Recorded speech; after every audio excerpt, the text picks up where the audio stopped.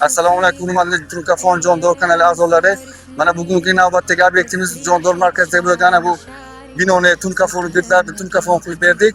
Ko'rib bir baho beramiz. Hozir razmerlarini tushuntirib o'taman. Mana aziz obunachilar, ketdik. Binomizning razmeri 11 ga, bunaqasi 6. 95 kvadrat tunuka ishlatdik. 130 ming so'mdan hisoblayverasizlar. Novalari ham metrga kiradi, novalari ham ichiga. Bo'lganidan ichidan ketib, ona yerdan tushgan ana. Xo'sh, bularning ichiga ana bular ham kiradi ana. Mana bu bularni hammasini apishga qilib berdik ana.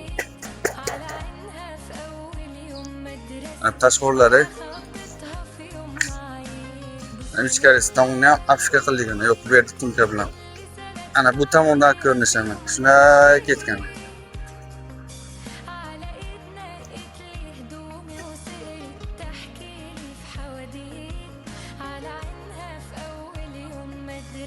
Assalomu alaykum hurmatli obunachilar. Bugungi navbatdagi ishimiz Jondorimiz markazida bo'lgan mana maishiy xizmat ko'rsatish binolaridan bo'lish kafeda ishimizni olib bordik. Mana bu yerdagi ishimiz 0.35 mm listimizdan, ya'ni matvi listdan mana shunday ajoyib ko'rkam tunkafon ishimizni chiqarib berganmiz.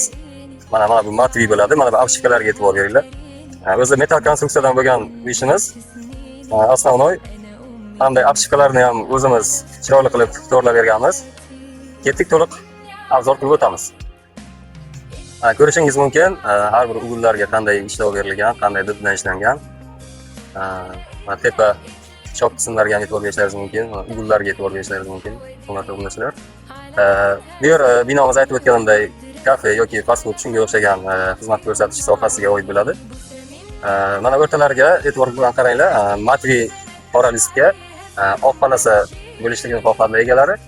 Shunday qilib chiroyli qilib chiqarib berdik. Hurmatli obunachilar, ishimizga 1 dan 10 gacha baho beringlar. Amallaringizni kommentariyada kutamiz, javoblaringizni. Rahmat. Zakaz esa qabul qilaveramiz.